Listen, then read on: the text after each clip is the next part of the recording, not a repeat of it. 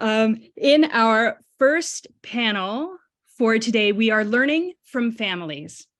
These are parents with lived experience as caregivers to children with disabilities and are connected to organizations that represent many more parents.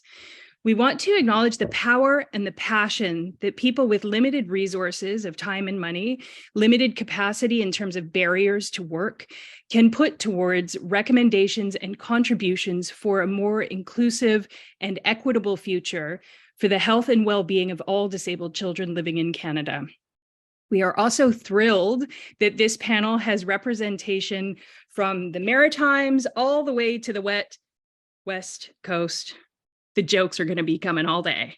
And our panelists today are Odueke. She is mom to an autistic boy, a community liaison for the Family Resource Network at the Calgary Immigrant Women's Association, and a member of the National Advisory Council on Early Learning and Childcare. Khadija Zafar is a mother of 3 with a master's in education. She brings lived experience as the caregiver to a disabled child. She is a service navigator at Smile Canada, a charity dedicated to supporting racialized children and youth with disabilities and their families. And our third panelist is Allana Mullally. She lives in Prince Edward Island with her 4 children, including 2 diagnosed with autism and 1 with a rare disorder who is medically complex. Since losing her husband in a motor vehicle accident in 2020, she has been a solo parent and deeply understands the barriers to employment faced by solo parents and the ensuing financial instability when trying to keep up with extraordinary costs of her children's support needs. Our moderator today, as yesterday, is Brenda Lenahan, my co-convener, who is mom to a young son with health complexities. He inspired her involvement in advocacy and research. She co-founded the grassroots group BC Complex Kids, and was appointed to the National Advisory Council on Early Learning and Childcare and the Ministry Advisory Council for Children and Youth with Support Needs in BC. I know she also has a lot to offer herself on this panel. So Brenda, I'm going to pass it over to you. Thank you, Amanda, and good morning, everybody. So nice to see you this morning, and thank you for being here.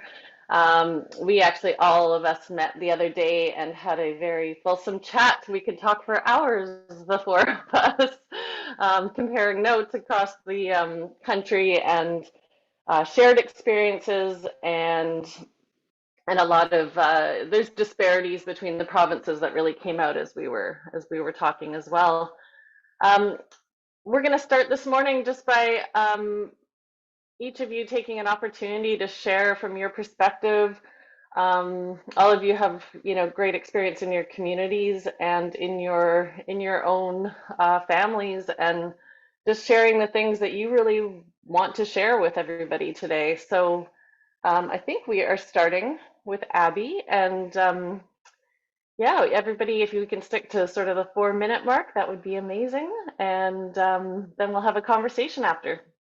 So Abby, over to you. Thanks. Hi, everyone. Good morning from here. With gratitude and mutual respect, I am acknowledging I am joining from Calgary. And Calgary is the traditional territories of the Blackfoot Confederation, the Siksika, the Kainai, and the Piikani, the Tsuut'ina, the ERS Stoney Nakoda Nations, the Métis Nations, and all the people that make their home in the 37 region of Southern Alberta. I am very grateful to live, work, and play here. So once again, I am Abiodun. I am a Nigerian-Canadian mother of 2 children, one of whom is a 5-year-old autistic boy. So I think I have the first-hand experience of what individuals that live with disabilities and their families face. So for me personally, the first major issue was about navigating the system. Here in Calgary, it was so hard to even get a diagnosis for my son.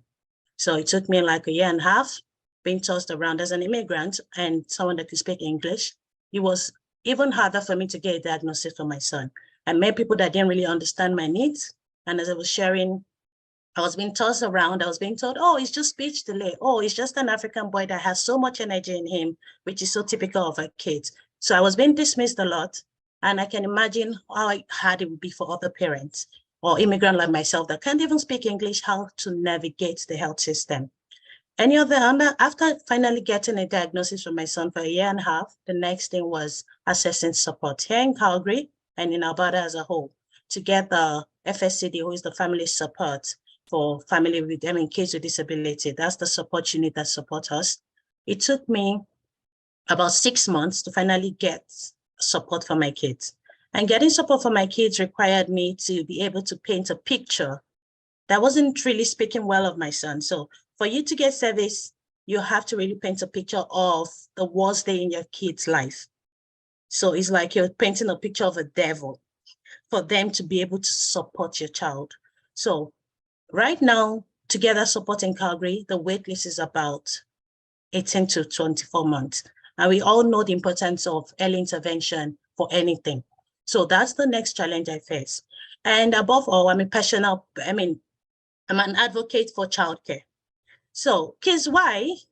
This will help us so much relief if we just have childcare and the financial burden to it. So as this summit is about, this conference is about the poverty. So I'll just dwell a bit on childcare. My son was being tossed around in childcare. No childcare would take my son. I had to keep a job. Like I said, I was a new immigrant myself. I had to keep a job. I had to find support for my family. My son was being told from one daycare to the other, oh, we can't take him. Oh, he's a risk to other kids. Oh, he's a risk to the safety and every other person. I get called up like every 3 days to pick my son up from daycare. How do I keep a job down when my son can't be in daycare? So right now, the support is, what is childcare for us? Our kids on disability, or kids on any support needs, what do we do with them? If we can work, what's going to be the financial implication for our family? So that's the major thing. I'll be dwelling more on that as we talk, because childcare, I believe, can really help a lot of families, including myself and everybody, because it's not just the childcare. Our kids have equal rights. They should be included. They should have accessible right to everything like every other kids. But that's not the case for me here. So that's one thing. And when we don't have childcare, then we look at financial implication for families. How are we going to be able to survive? If I have to leave work, and if not, I have a flexible work, and my husband has a flexible work at a point, I will have to be jobless to be able to sit at home, since there's no daycare that's going to take my son. And another thing is the social isolation we face. So before I leave my house every day, if I need to take a walk, just a simple 5-minute walk with my son, it takes so much mental preparation, because I don't know what is going to be. I hardly go out, I hardly have friends, because not everybody gets this. You get this negative attitude from people in the community. You can walk with your son, and my son decides to be in the middle of the road having a huge blown out tantrum, and everyone gives you this look of, oh, what's wrong with you? So what I've seen is people are more prone to just judgment, negative attitude from people, and affect the mental health for we family members, their siblings and everything, because we have to deal with being stuck at home because you don't want your child to go out, and you're thinking of how long it's going to be able to calm the child down when they're overstimulated, probably by the environment, the noise around them, and just a lot of other things. So this is just a few things, and we'll be sharing more as the conversation goes. Thank you, Brenda.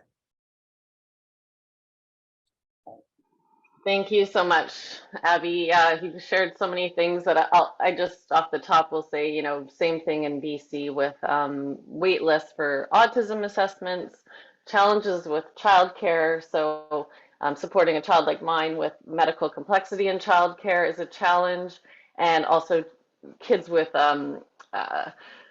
who are neurodiverse or who are in the early years and haven't got a diagnosis yet, but they're presenting with different challenges in that setting, and they find themselves excluded from childcare, and it's devastating for families, both on the inclusion side for their children, but also on the financial side for the lack of ability to work. And I'm glad that you and I are both at the national table together, so we can hopefully raise that voice there.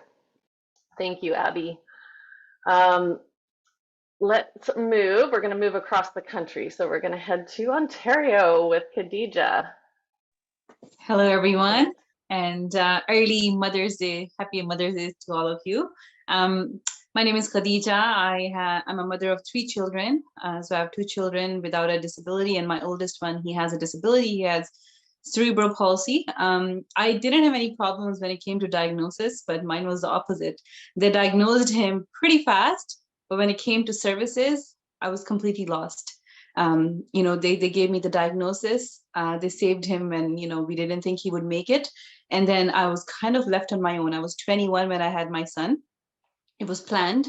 I didn't know what was going to happen, that, he was going to have a disability. We weren't, this was not something we had known. And, the reason why this panel is so important to me is because I lived in poverty myself.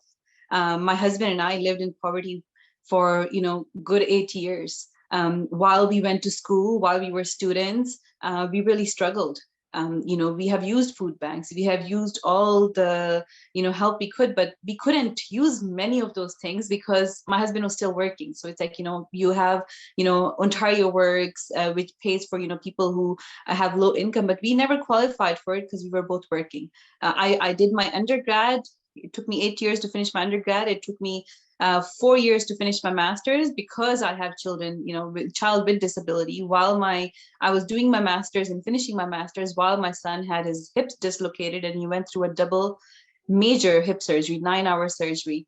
And in order for that to happen, for him to even just get a surgery, which was something he needed because he started getting osteopenia from not having a surgery, we had to move. We had to move from region to region until, a hospital would pick us up and, that he would be able to get, the surgery that he should have had 3 years prior to that.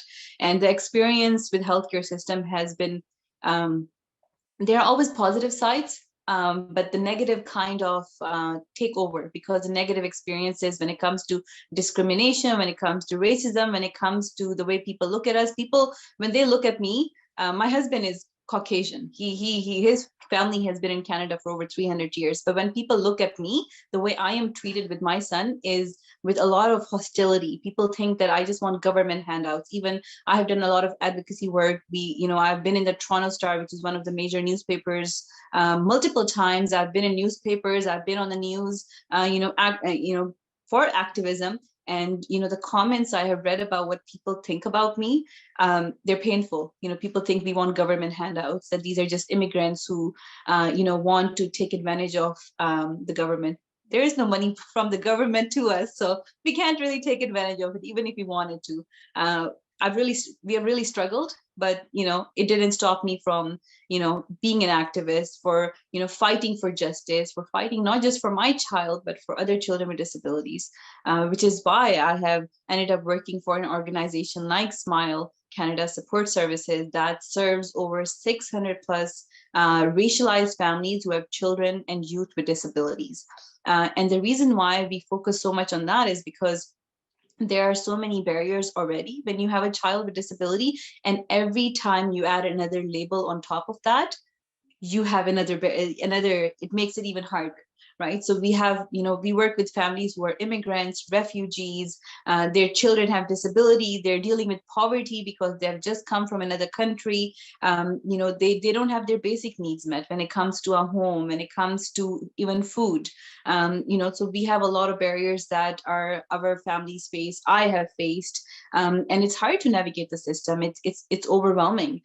So, I'm hoping that, through these conferences, through these conversations, we can bring change, because change is definitely needed for all of our children. They all deserve respect, honor, and the help that they're supposed to get. None of us plan to have children with disabilities, but this is what we have been dealt with, and we are making the most of it.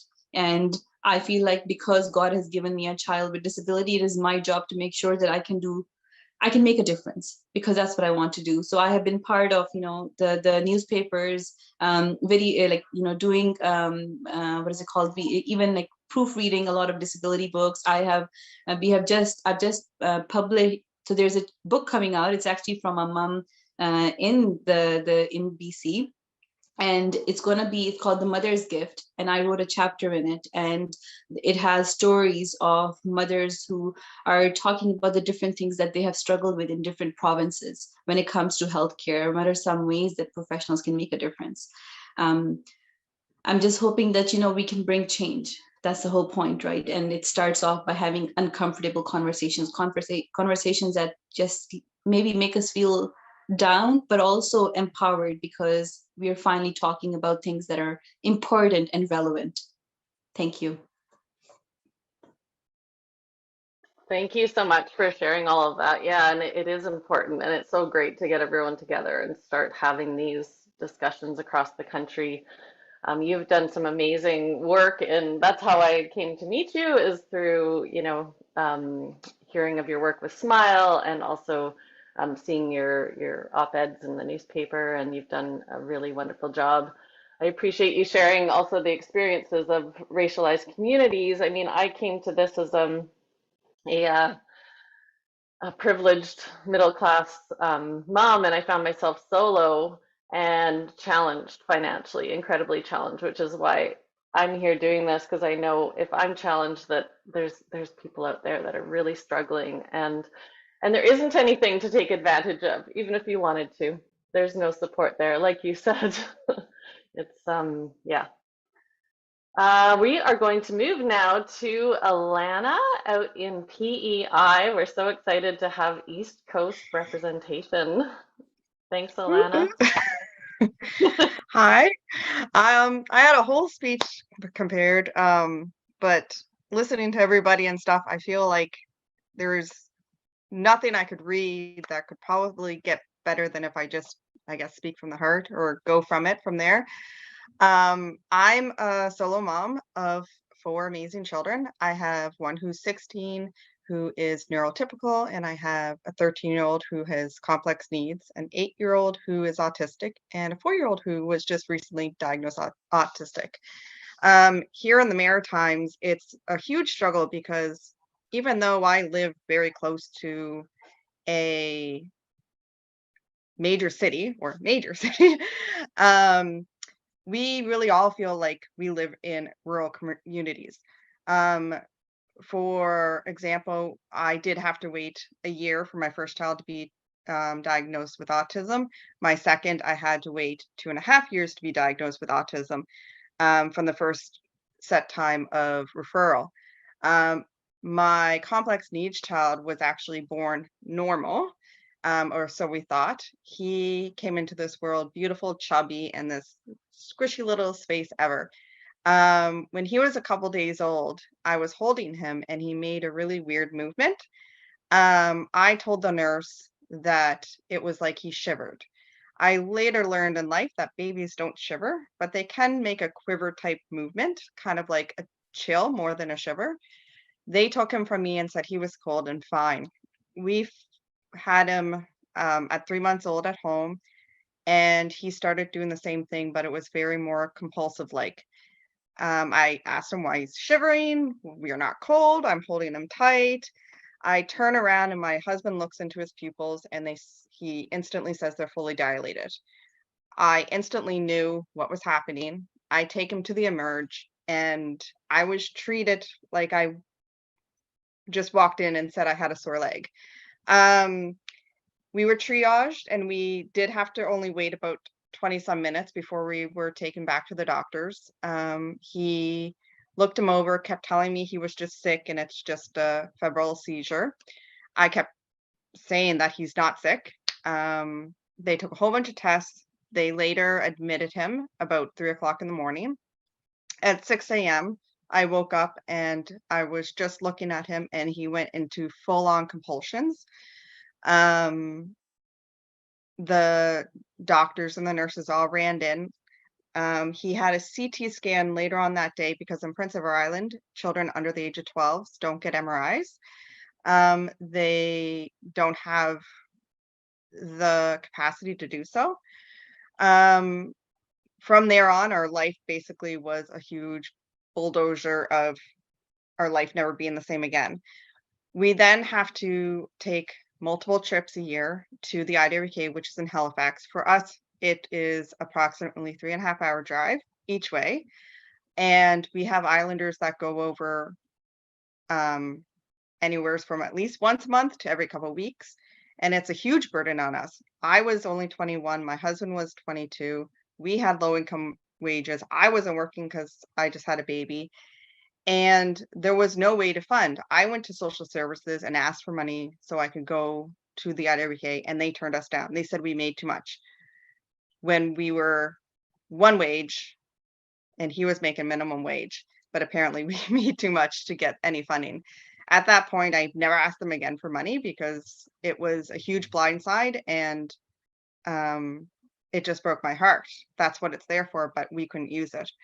Fast forward a few years, more than a few years, my husband passed away in 2020, and I've been hit with this burden of financial stress like I never knew I could before.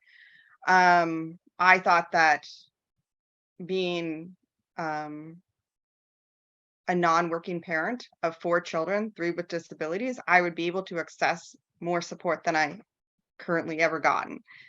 I've been turned down by all of them because of my husband's life insurance, which is very heartbreaking. Yes, I do have this money for my husband from his life insurance, but I also can't work, and my children are ages, well, at the time 2 to 13, and I have to support them until they're 18 or longer if my son with complex disabilities were to live longer. But they all turned me down because I have this money. Sorry.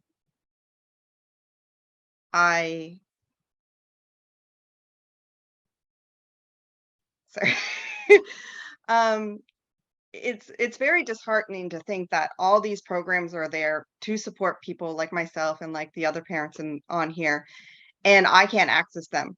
I was literally told that if I went and bought a boat with the money and had the boat in my driveway, they would help me. But because I'm responsible and trying to look for my children's needs, I'm being punished for that, which it's just unfair. My biggest thing is what I take from this is that I'm my children's everything from nurse to therapist to everything in between. And all I really want to be is my children's mom. And I never get to be my child's mom. And that is why I've decided to try and reach out to associations like this to move forward all these different things so us parents can just be parents. Thanks. Thank you, Allana. Yeah, it is so true. We find ourselves as caregivers, therapists, and there's not enough time just for parenting and being and doing the things we want to do with our kids.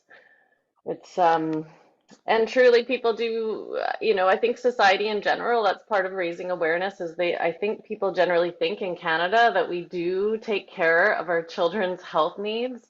But we're not doing that for kids with disabilities. It's years of ableism and policy that just we are left behind. There really is not a lot of support there, unfortunately. It's a universal experience.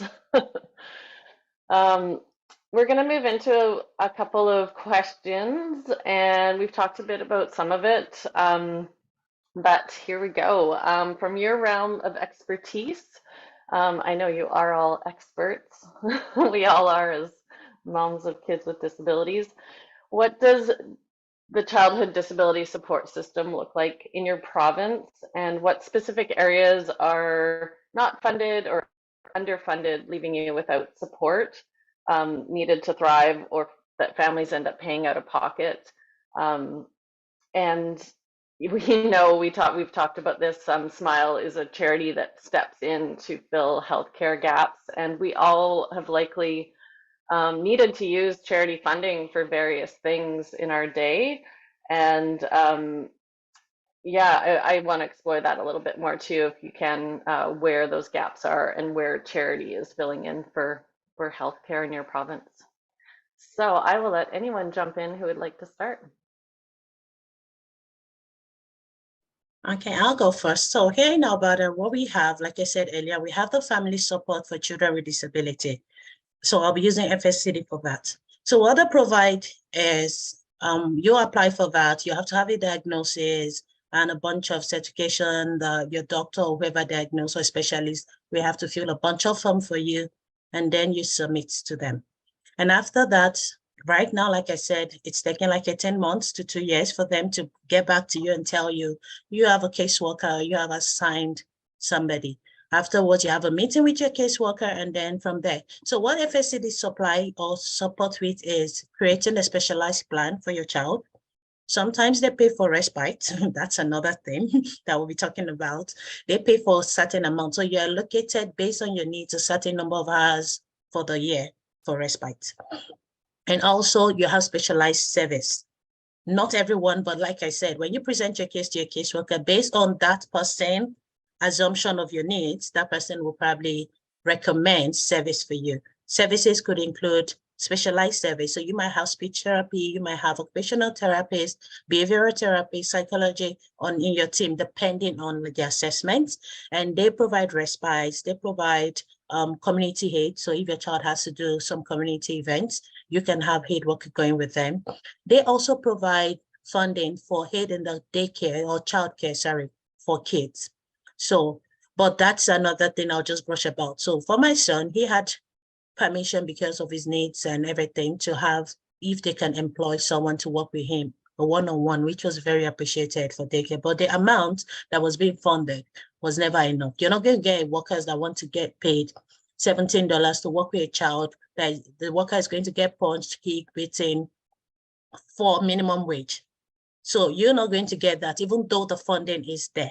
So really, I as a parent know how hard it is to tell someone, come and get $15 or $17 to get headbutted, to get kicked and did all day. So these fundings are there, but how efficient are they? We also have something called the Abata Aids to Daily Living.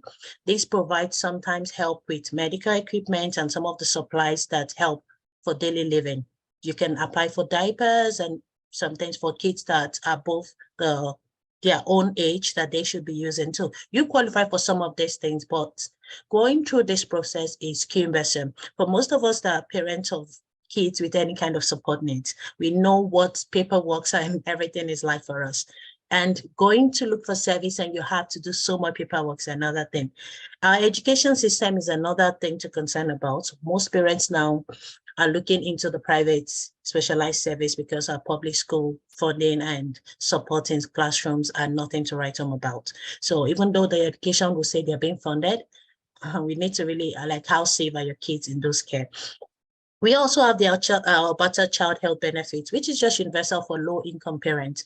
And like Allana and Khadija have said, what the gap for low income is just appalling. Like when you say low income, you have to probably be working half day on minimum wage to qualify for some of these things they are saying. So these are the things. When I look at areas of support that are not underfunded or not funded at all, mental health, like nobody cares about mental health is a big issue nationally right now, but now look at us that have to deal with how stressed we are looking at the siblings of some of these kids, the life they have, because mom is stuck helping. I have a 1-year-old and I can tell you she's growing so fast because half of the time I'm with my 5-year-old. He needs more help. He needs more things. And she's growing. She's just 1. And sometimes I feel like the first year of her life, she can barely have that moment. I barely have that moment with her because her brother needs all the help all the time. I spend my day doing therapy and also we don't have any mental health services, especially for families or kids with disability. Those available, the wait list is long. If you need to access any mental health counseling and everything, you're talking about, you're probably going to be on a wait list for a year. And imagine what that does to us, like waiting a year to just assess. Right now, I need someone to talk to. How can I be the best? How can I be, like Allana said, how can I be the therapist for my child? How can I be the mother? How can I be the nurse? How can I be everything when I am overworked myself? So we don't have that. Respite is another thing. I said FSCD fund respite, but they fund you to a certain number of hours for the year. So I used to get 120 hours for the year, which is like 10 hours per month. 10 hours per month is just probably for me to go to grocery stores. I spend more than 10 hours to be able to get the needs of my kids. So it's not like I need the respite to rest or to just go. Sometimes respite is just for me to be able to cook or do dishes while someone watches my son. And do we really think that's respite? So these are the services available. And my son is No, partly verbal. So assistive technology is something else that we are not getting help with. So I need to get communication device for my son. If I couldn't afford it because of our income, then my son won't be able to probably communicate, and his behaviors are going to escalate because nobody will understand. He doesn't have his words yet. So those are part of things I see that are not really funded in this province. That's about that concerning. And for charity, just like we said, everybody, when the government is not doing their bit, when the child's rights are not being met because they have disabilities or they have extra support, we should be the focus of our community. When those ones are being left behind, then parents have to fall back to charity. So we have the Easter Seal Alberta, we have the Children's Ability Fund, Kids Up Front Foundation, and some other foundations that have really stepped up to be able to help. They help with grants, they help parents with medical expenses, which we know how high that could be sometimes for some of us. They help with respite and some adaptive equipment also, Alberta. So I'll just let others jump in. Thanks, Abby. Yeah, it really is a rights issue that the support is just completely inadequate, isn't it? I think Khadija was going to jump in here. Sure. So in Ontario, we get something called assistance for children with severe disabilities. You have to apply for it. You get monthly money, like anywhere from $100 to $400, but you have to make under 60,000. Then you qualify for it. So we're gonna lose everything that we were getting before because of our income went up. But that means that my son, whose wheelchair used to be covered, now we're gonna have to pay 25% of it. 25% it doesn't seem like a lot, but when you have a child who can't sit up, who doesn't have head control, who doesn't have any trunk control, and you start putting all these customizations, we'll be paying over $7,000 to $10,000 for the wheelchair, and that's just 25% of what we will have to pay. A lot of the fundings that he was getting, we don't qualify for them, whether it's for charities either, because a lot of the charities, if you make over 60,000, you don't qualify for it. We wanted to, get a house that would be accessible. One of the biggest problem has been that we used to live in a 3-story house. We used to carry my son's wheelchair up and down the stairs, and causing me to have chronic pain, but I'm not considered to have a disability myself because it's chronic pain, and trying to get disability for that is just another fight that I am not ready to fight. And we have had to live in very inaccessible houses. That's been the biggest problem. In the houses we have lived in, we try to make them accessible, but the way they're made, you just cannot. So you really struggle, and trying to find an apartment that you can fit a family of 3 growing children with the amount of equipments and family of 5, it's very hard to find a 3-bedroom apartment. It's very expensive. My son, the reason why his hips dislocated is because he wasn't getting enough therapy. I used to have to fight for him to get even once a month of physiotherapy. And they used to laugh at me when I used to say that, can you give at least once a week of therapy? They used to laugh at me thinking, there's no way you can get that. And they were laughing not because they felt like, because they were like, this is not possible. The government won't do that. Like, as physiotherapists, we can. It's not their fault. They can't. They have to do what the government tells them. And they were not able to give us therapy. My son ended up having osteopenia. He ended up dislocating both of his hips and having a lot more issues because this therapy was not available. My husband and I having chronic pain now that I have to suffer with every day because we had to carry my son up and down the stairs, which we still do. He's getting bigger, we're still carrying him because there's funding available through government called March of Dimes. You can get up to $70,000 to make your house accessible, but you have to own your house. But in order for you to get that funding, you have to make under 70,000. I don't know any person here now from my generation who owns a house, who has a child with disability and makes under 60,000 to be able to qualify. It is not possible. Both of us work now, we have good jobs, but to be able to qualify for these things, we don't qualify anymore. So we didn't qualify before because we didn't own a house and we were renting. We're trying to buy a house now, we don't qualify because we make too much. So, they have all these, there's this dominant narrative in Canada that, the children are looked after. We have all this funding in Ontario. Ontario is better than Alberta and all these other provinces. It's not. There are so many red tapes on every funding that you can't get it. they advertise it that we have this and that, but when you are the one dealing with it, you realize those things are not there. They're not there. Yeah. Whether it's housing, whether it's getting a modified van. I used to carry my son's 50-pound wheelchair while I was pregnant and putting it in my car so I could take him to daycare. So either you do that, or you just don't take them to daycare, you don't take them to school. Even within schools, we had a lot of issues. The first week my son went to school, he had bruises on his back. Why? Because they left him in his wheelchair all day. Other than for changing his diaper, they never reclined him and he had bruises. And when I complained, they called children's aid on me. The school turned on me because I was advocating too much. So we have so many issues we deal with. The barriers we have, there's barrier in everything, whether it's housing, whether it's just barriers. It's just that there's no end to it. And then we shouldn't need, like, I was talking to the CEO of Smile, and we said, we shouldn't need Smile. The purpose of Smile is so that we can get rid of these organizations. We shouldn't have to have charities because the government should be picking up the slack.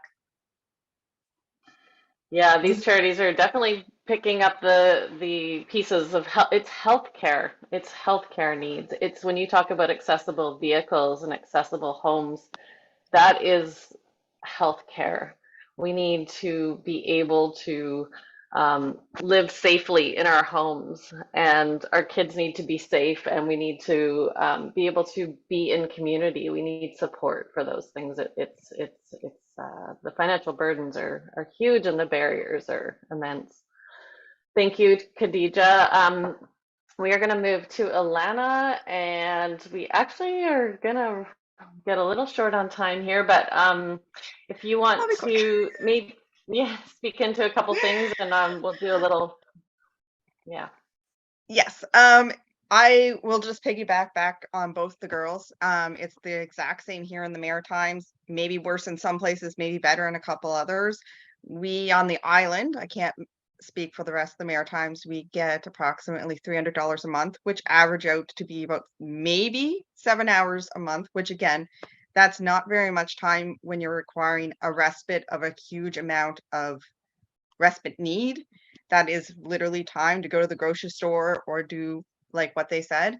Same with cost of living. Right now, the island's cost of living is highest than it's ever been. To rent a shack on the road literally is $1,000 a month. We currently, as I said, I have 4 kids and myself, live in a 2-bedroom duplex because it's the only place that we can afford, and that is all flat, so I don't have to carry the wheelchair up and down stairs and stuff. And I too can't afford or have any access to accessible vehicles and have to lift my child's wheelchair into the back of the van. And because of the amount of children I have, I can't actually have an accessible van because it will take up all the back seats for my kids. But what I wanted to say on this matter is that although there's a huge lack of funding in all areas in the Maritimes and, from the sounds of it, Canada, I don't think I can name one thing in the Maritimes or again Canada that fully supports or gives equal support to families with disabilities.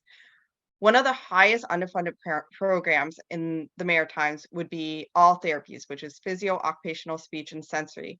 Our school-age children, no matter their needs, high or low, are not getting sorry, I can't say that word right now. Therapy.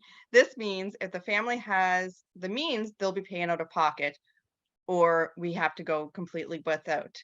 There has been so much proof how much therapy can even support neurotypical children that it shouldn't even be second guessed for children with needs. My children who have been diagnosed moderate to mild autistic could potentially live a very normal and potentially straightforward life and not be a strain on the healthcare as they grow up. If they were not to get the therapeutical needs, they may have, when they grow up, special homes, their mental stability might be not as well, potentially of hurting themselves or others. But if they receive the proper therapies during their school age or even younger, these issues may not arise or may not even exist. For the children with high needs, if they were to have the proper therapy, his overall health and strain on his body could again result in less hospitalization, appointments, and overall enjoyment and quality of life. This shouldn't even be second guess, like I said earlier. all children should get the proper amount of therapy for their needs. Our therapists right now are approximately giving each child that needs therapy, no matter high or low, about 5 hours a year, and that's it. Yeah, therapy it's a piece that I think is a challenge from what I've heard across the country as well. And it is one that speaks so directly to it being healthcare and it being really impactful on health outcomes. And it is not sensible to not support kids in those ways with behavior support and therapy interventions. It's yeah, I think that's a challenge across the board. We just have a very brief moment. I'm going to ask the last question, and we're going to have to answer it in a brief 30-second, 45-second version of one thing. And I'm going to just speak one thing into it as well. But one thing that would have a positive impact, like a policy change that you would like to see that would really make an impact for your family and others. I just wanted to make one example. Allana shared with me previously about all of the costs of travel from PEI to the Children's Hospital in Nova Scotia. None of it is covered for her. And in BC, we do have a program that is working that pays for travel expenses for, I live remotely. It's 4 hours and a ferry to get to Vancouver. And my travel is paid for, my ferry, my mileage, and my hotel, and that makes sense. And my parking when I get there. And we need to see ideas like that spread so that Allana has that support too. Now we're going to do a fire round. Just because I was actually going to speak on that, just to piggyback off it. My biggest one would be the travel. Like you said, I did all the calculations. So Nova Scotia, New Brunswick, and PEI and Newfoundland all have to travel to Halifax for all their special care needs, which is like cardiologist, neurology, ortho, dental, all those different needs. It ranges anywhere between 100 kilometers to 1,300 kilometers. Within that, we have to pay for gas. Newfoundland has to pay for the ferry, the boat, which ranges anywhere from $200 to $300. The bridge for PEI, we have to pay $50 to cross that. There's tolls in between Dartmouth Bridge and the highway tolls. And hotels cost anywhere between $120 to $200 a night. And none of that is covered. People like to, as we said before, like to be like, well, you can claim it on your taxes. But we all know that really means nothing. We may see a really quarter of what we get back. What I ranged is that there's a total between $300 and $700 per trip per family. Most of us families try to do it in one day from the island, which means I leave the home around 5:30 in the morning and don't get home until 11:30 at night, with 2 to 3 appointments in between, which we all can attest to, that these appointments can be very stressful, very mentally draining. And then I'm driving 3.5 hours each way, which is also a mental toll on everybody. We do have 2 charities that you kind of apply for, Hope Air and the Irving program. With Hope Air, you need at least 2 weeks to process it. So anything that's a quick appointment that they pop up, or if my child is airlifted to the Odueke, I can't apply for it. And that will provide the bridge fare. The Irving program is for gas cards, which they can give you up to $60 if you're from the mayor or from PEI. But you only get that if you have more than 3 to 4 trips per year, and if they have any on hand, which typically they never do. So I maybe see those every few years. One last quick thing. I spoke to her family, and in the past 6 months, she's had 56 total appointments between Home Hospital and PEI and the IWK. Each trip cost her approximately $225, and they made 11 trips, equaling $2,475. Thanks, Allana. Yeah, it is something that needs to be addressed, absolutely. Okay, we are essentially out of time. Is there a couple words you want to say, Abby or Khadija, just to wrap it up? So just to wrap up, I would just say that I know the federal government and provinces are working on childcare system, but I think every parent of disability, every parent that have kids on the disability should please advocate for their kids. They're trying to make this cheap, but what we are saying is marginalization of our children. So please let us be an advocate for our kids in this childcare. They're trying to build an accessible and inclusive system. Let's ensure that the inclusivity of our kids is paramount in all provinces and this childcare needs. Childcare will elevate a lot of issues for we parents. So if our kids can go to childcare, we can work. We won't be thinking of my financial stress will be reduced. And then poverty will also be something, right? So that's my final words. Everybody go out there, know what's happening in your province with childcare and advocate for our rights. Thanks. Thank you, Abby. I agree. Khadija? For me, it's funding for children for therapy, because a lot of our children struggle and have a lot of health issues because of not getting funding, and also accessible housing. My husband and I, our backs are broken because we don't have accessible housing. And that's not just the case for us, but for all the other parents who have children with disabilities as well, especially physical disabilities. Absolutely. It's an issue across the board. Thank you so much. It's been such a pleasure to do this panel with you and to meet you. And I feel like we're going to stay connected and maybe do some advocacy together. Thank you again.